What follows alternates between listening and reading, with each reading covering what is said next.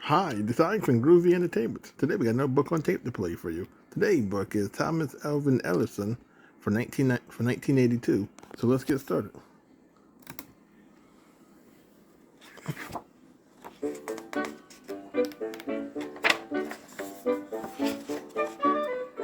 Thomas Alva Edison, young inventor. It was a warm spring afternoon. The brown-haired little boy sat on the ground near the barn. He liked watching the farm animals. There were chickens, pigs, horses, a couple of cows, and a flock of geese. One of the geese had caught the boy's attention. 3-year-old Thomas Alva Edison intently watched the bird.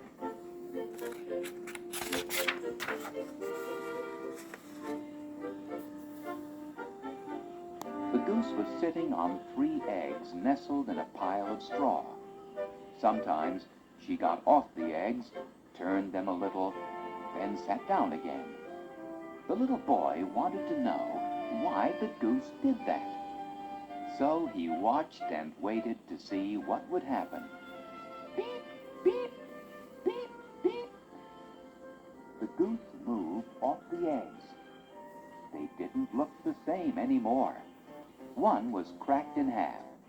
A tiny, down-covered head stuck out. Another egg was just beginning to crack open. "A baby goose!" the little boy cried out. That's what the big goose was doing. Al, the name everybody called him, thought about the way the egg had hatched for a long time. It was the most exciting thing he had ever seen. The next morning, Al ran out to the barn without waiting for breakfast. He picked up a large handful of straw and shaped it into a nest. Then he went into the hen house and came out with 2 eggs. He put them in his nest and carefully sat down on them.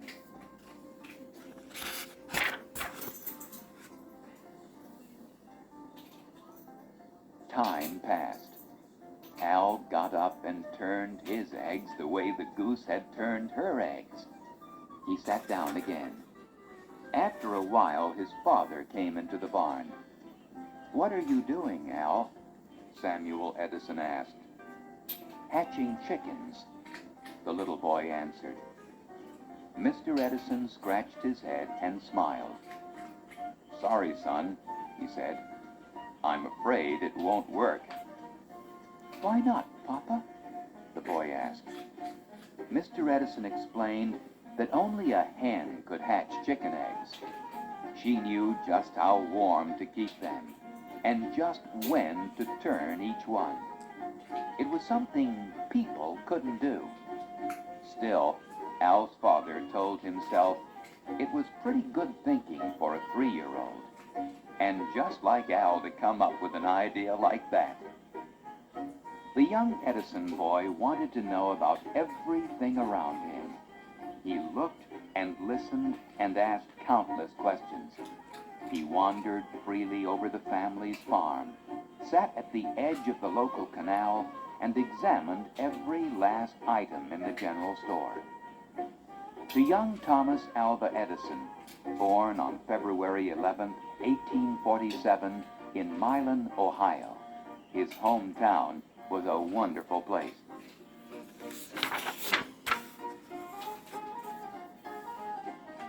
Milan was a busy little town. Farmers from all over the state brought their crops to Milan because it was close to Lake Erie. Then dock workers loaded these crops onto ships that went up the canal into the lake. From there, the ships went to big cities like Cleveland and Buffalo. Milan was also a stopping-off place for wagon trains heading west. There was a steady march of wagons, especially after gold was discovered in California in 1849. Little Al liked to talk to the travelers. He wanted to know where they were coming from and where they were going, and why, and whether they had seen Indians or had had any great adventures. He wanted to know everything. Mr. and Mrs. Edison never stopped Al from doing anything so long as it was safe. Al was the youngest of the Edisons' 7 children, and the whole family enjoyed the little boy's clever remarks. Everyone gave him lots of attention.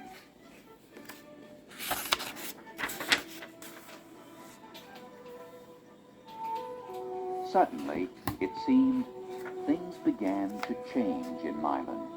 Business was slow, stores were closing, and the canals had no ships on them. This was because a railroad had just been built through Ohio. Now, the farmers shipped their crops by train. They didn't need the canal, and they had no reason to come to Milan. The busy little town was busy no more. So, in 1854, when Al was 7, the Edisons moved to Port Huron, Michigan. It was a large, booming town right on Lake Huron and only a few miles from Canada. Here, Mr. Edison did well. He ran a lumber business, sold grain and feed for animals, and grew crops on his small farm. Al had his first taste of school in Port Huron. The school was run by the Reverend G.B. Engel, a very strict teacher. Mr. Engel didn't let the students ask any questions. They had to learn their lessons by heart and recite them on command. The rest of the time, they were ordered to sit straight-backed and silent. If they made any mistakes in their work, giggled, whispered, or misbehaved, Mr. Engel punished them. Al, so used to freedom, couldn't stand being in Mr. Engel's school. He sometimes daydreamed, or wriggled in his seat, or kicked the back of the chair in front of him. Each time he did, Mr. Engel was sure to catch him.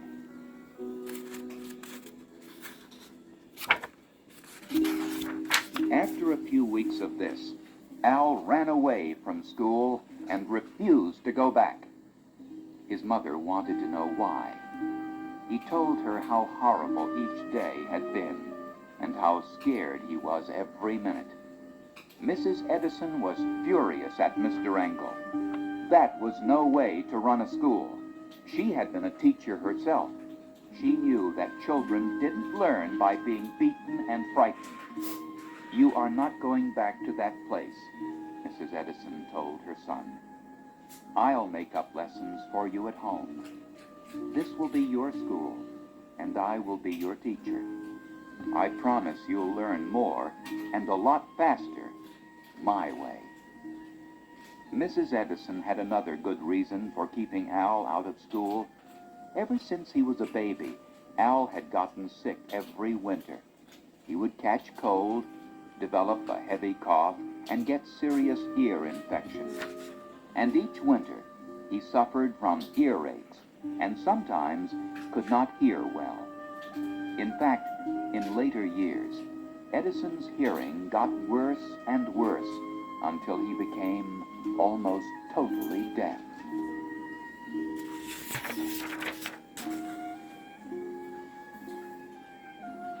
Young Al enjoyed his new school very much. Mrs. Edison had a simple way of teaching. She gave Al books to read. Then they talked about what he had read.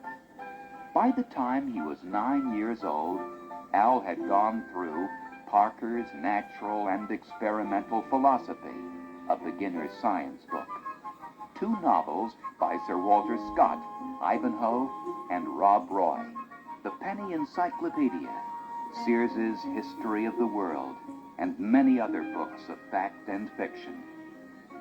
Young Edison was a very fast reader. He enjoyed his mother's praise for finishing each book so quickly. And there was another reward.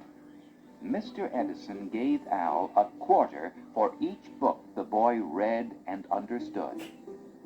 Al's mother also gave him lessons in arithmetic, geography, and penmanship. He was a fine pupil when it came to geography and penmanship. He had good, clear handwriting, and he could draw very nicely. The maps he made were as neat and well done as any printed map in a book.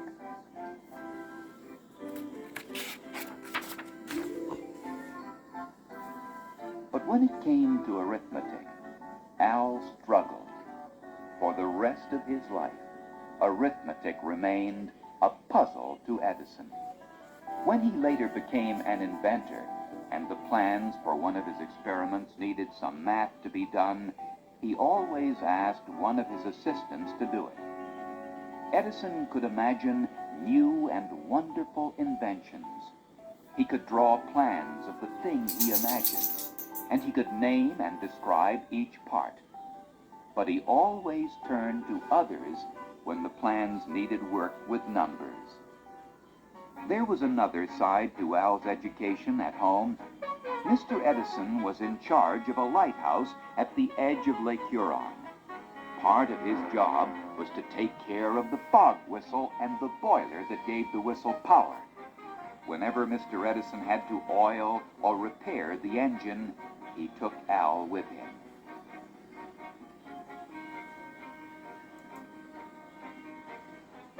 The boy loved to help his father work on the 2-horsepower engine. It had a large turning cogwheel and a lever that opened a valve to let steam through the whistle. The force of the steam would make the whistle blow. Al never tired of watching how the cogwheel worked. And it's clear that he learned a lot because the cogwheel played an important part in many of his early inventions. Young Al also learned how to run a business. When he was 9 years old, he and Michael Oates, a boy who did chores for Mr. Edison, sold vegetables. They gathered onions, cabbage, lettuce, peas, turnips, beets, potatoes, and carrots, and loaded them on an open wagon. Then they hitched up a horse to the wagon and peddled the vegetables in nearby towns. Al's business was a big success. People liked to buy vegetables from the farm, delivered right to their door. On most days, he brought the wagon home completely empty. And when his customers started asking him, "Do you have any fresh fruit?" Al had another idea. He went to farmers who had fruit for sale.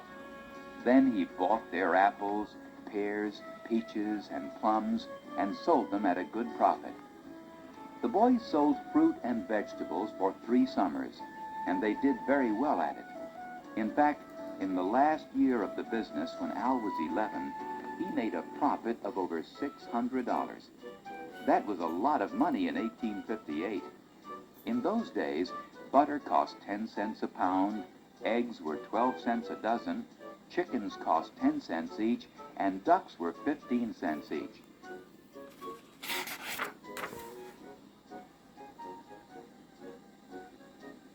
The Edisons were proud of their son's hard work and good business sense.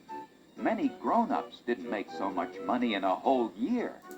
Al had paid for all the food he carried on the wagon. He had paid Michael for helping him. And he still came away with more than $600. But what impressed his parents most was that Al turned over every penny of that money to them. It was, he said, for his share of the family expenses. Al found time for other things besides business and reading. Every evening after supper, he went down to the cellar. There, he had set up a science laboratory. It wasn't much more than an old work table, a few shelves, and some bottles and pans. But it was enough equipment for him to try all kinds of experiments. Whenever Al had pocket money, he spent it on chemicals. Soon, he had more than 200 bottles filled with chemicals. Each one was labeled poison. Some of the chemicals weren't dangerous at all, but Al wanted to make sure that nobody touched anything in his laboratory.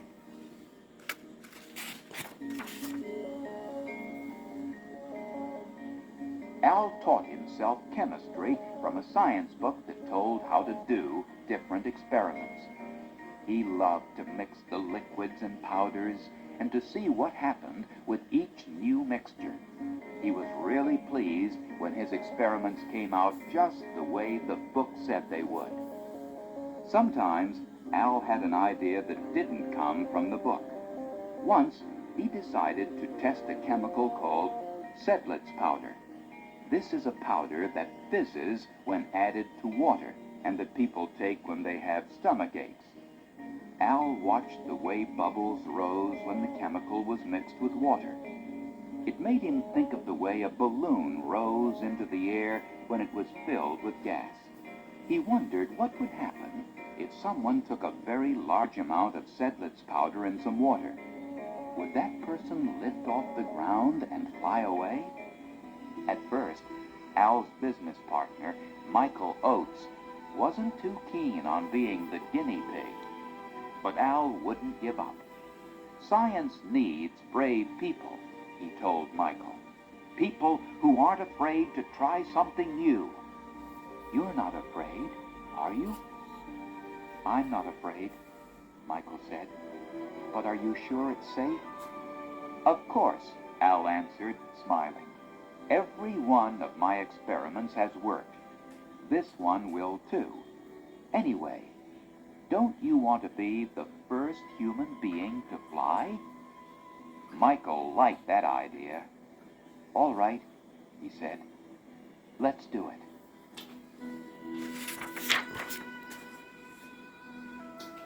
Al mixed a large dose of Sedlitz's powder and water. It fizzed and bubbled, and Michael drank every last drop of it. Then the boys went outside and waited for Michael to lift off the ground. For a while, nothing happened. Then Michael started to groan with pain. He had a terrible stomachache. Michael's loud groans brought Mr. and Mrs. Edison running out of the house. They soon learned the cause of Michael's pain. You were very foolish to swallow chemicals you know nothing about, Mr. Edison told Michael sternly. That stomachache should teach you a lesson. I don't think you'll do anything like that again. As for you, Al, I'm going to teach you a lesson. Mr. Edison's lesson was a sound spanking. When it was done, Mrs. Edison told the young scientist to clear his junk out of the cellar. Al begged for another chance. He swore he'd never do another experiment on people, that he'd keep his laboratory locked, and that he'd stick to experiments that came out of books. Al's parents gave it a lot of thought, and finally, they agreed.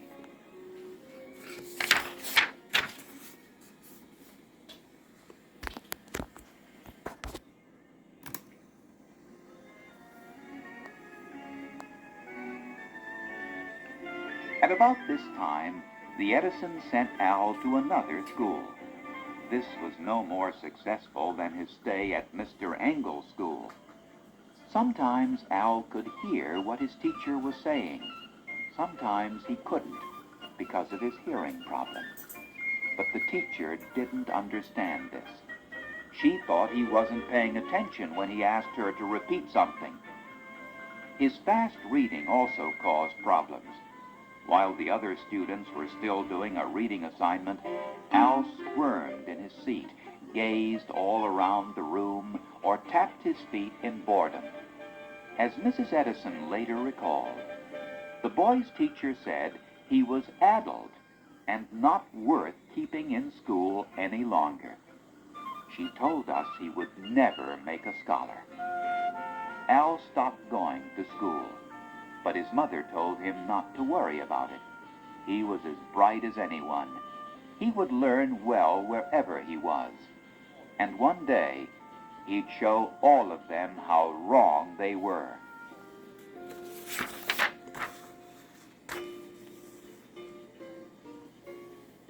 Mrs. Edison's belief in him was important to young Al. As he later said, "My mother came out as my strong defender when the school teacher called me addled. I determined right then that I would be worthy of her and show her that her confidence was not misplaced. She was always kind and sympathetic and never seemed to misunderstand or misjudge me. If it had not been for her faith in me, I should very likely never have become an inventor. In 1859, right after Al turned 12, he went to work. This would be unusual today, but in those days it was common. In the 19th century, most young people finished school and got a job before they were teenagers. What was unusual was what Al did to earn money. There was a train that ran between Port Huron and Detroit, Michigan. The trip took 3 hours each way. Al was sure that the passengers would get hungry and bored in that time. Why not sell them newspapers, books, magazines, fruit, and candy? So he asked railroad officials for permission to sell these goods on the train. They said yes, and he was in business. Every morning, Al got up at 6 o'clock and filled 2 baskets with food, books, magazines, and newspapers. He got on the train at Port Huron at 7. For the next 3 hours, he sold his goods up and down the aisles of the passenger cars.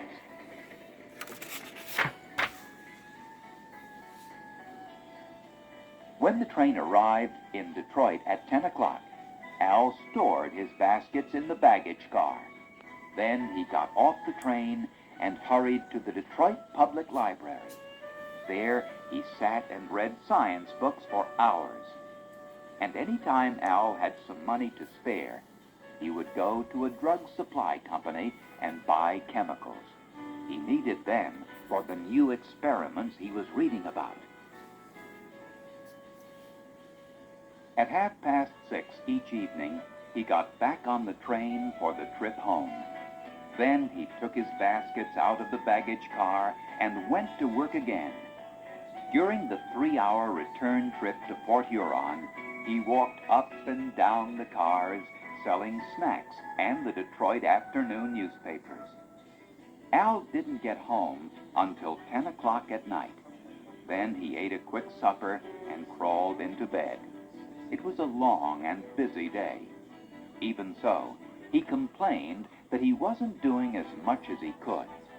There were so many experiments he wanted to try, but Sunday was his only free day.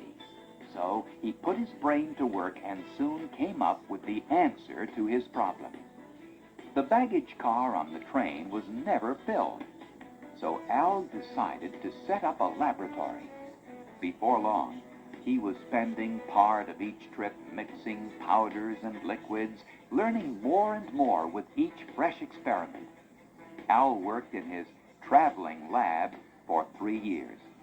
Unfortunately, one day, one of his chemicals exploded, wrecking the baggage car. That was the end of his rolling laboratory.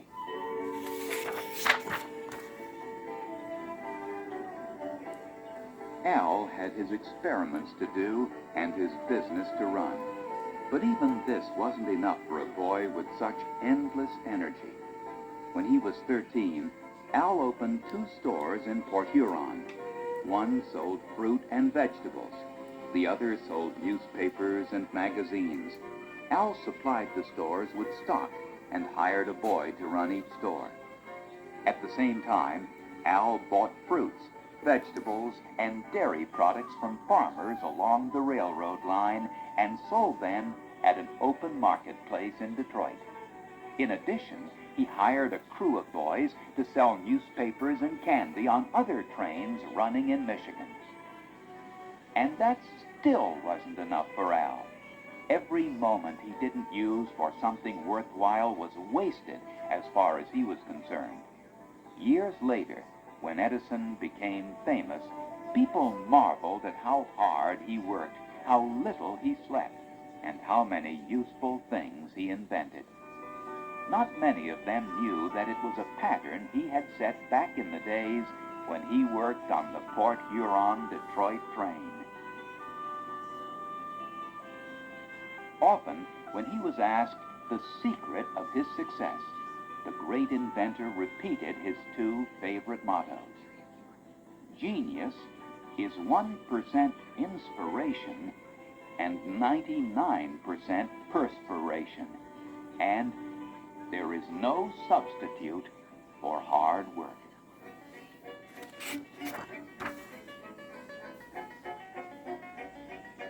In the summer of 1860, Al got interested in telegraphy, a way of sending messages by using electrical signals. First, he read every book he could find on the subject. Then, he and a friend set up a telegraph line between their houses. They used stovepipe wire strung from tree to tree and made their own telegraph keys out of bed springs. Late at night, they would send messages back and forth. They became faster and faster at tapping out their messages as the months went by. A year later, in April of 1861, the Civil War began. Suddenly, Al found that newspaper sales in his store and on his train route were booming.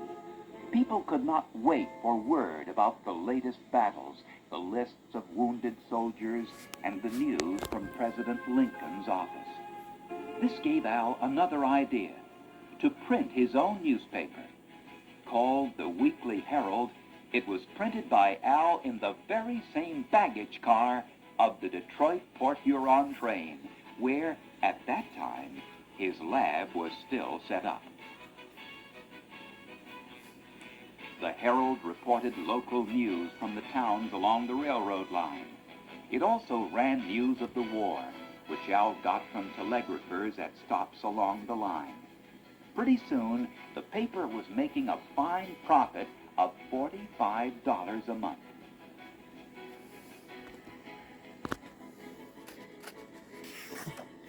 Al might have spent the rest of his life in the newspaper business except for two events. The first was the explosion of his rolling laboratory, which took the newspaper equipment with it. The second was the result of a good deed done by Al in August 1862. Al was selling newspapers in the Mount Clemens train station when he saw a small child walking across the railroad tracks. A moment later, Al was horrified to see a freight train coming. He threw down his bundle of papers, ran, and pulled the child to safety. The train whizzed by so closely that it clipped the heel of Al's left shoe. The little boy's father, James Mackenzie, was the Mount Clemens station telegrapher. He was so grateful to Al that he asked what he could do to repay him. "I'd like to be a professional telegrapher," Al answered. "Would you teach me?"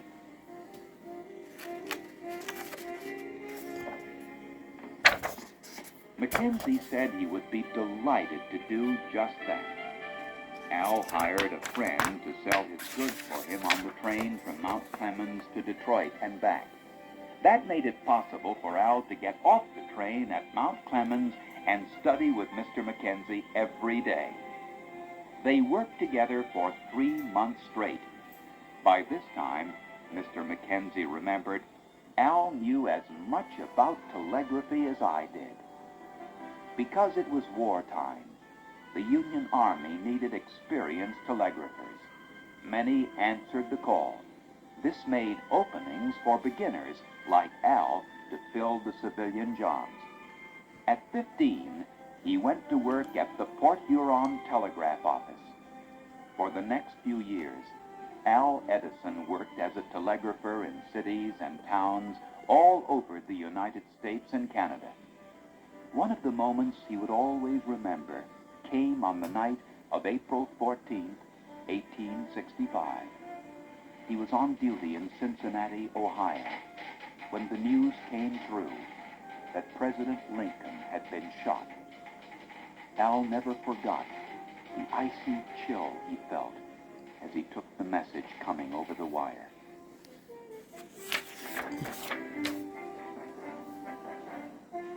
During those years as a telegrapher, Edison began inventing things. One device he built was a mechanical boat recorder. Another was a machine that automatically took messages off a telegraph wire and printed them on a strip of paper. It was an instant success, and as a result, Al decided to become a full-time inventor. In the years that followed, Thomas Alva Edison created hundreds of inventions that changed the way the world lived. They include the electric light bulb and the phonograph. Every time Al invented something, he would record his creation with the U.S. Patent Office. Holding a patent on the invention meant Edison was recognized as the inventor. It also meant he was the only one who could produce the invention or profit from it. The U.S. Patent Office granted Al a total of 1,093 patents, more than any other person in history ever received. Among these were important inventions dealing with motion pictures, the telephone, the telegraph, cement making, electric railroads, the storage battery, electric power plants, and many more.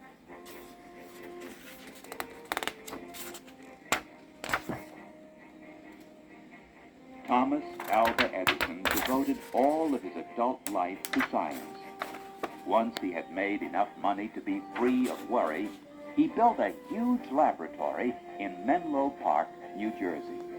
Then he hired a team of scientists and gave them everything they needed to work. Their only job was to dream up new inventions. This was an idea that had never been tried before, paying a scientist just to think up experiments and try them out.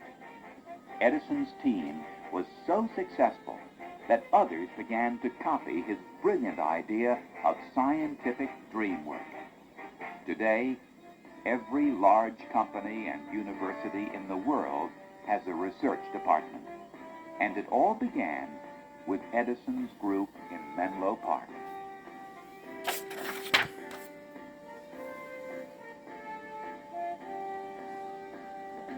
October 21st, 1929, was the 50th anniversary of Edison's invention of the electric light. 2 years later, after his death on October 18, 1931, these words were spoken at his funeral. Picture an electric lightless, an electric powerless, a telephoneless, a motion pictureless, a phonographless world, and a faint realization of his greatness dawns upon us. By taking Edison and his works out of the world, we gain the keenest appreciation of Edison in the world. It was a fitting tribute to Thomas Alva Edison's unique genius.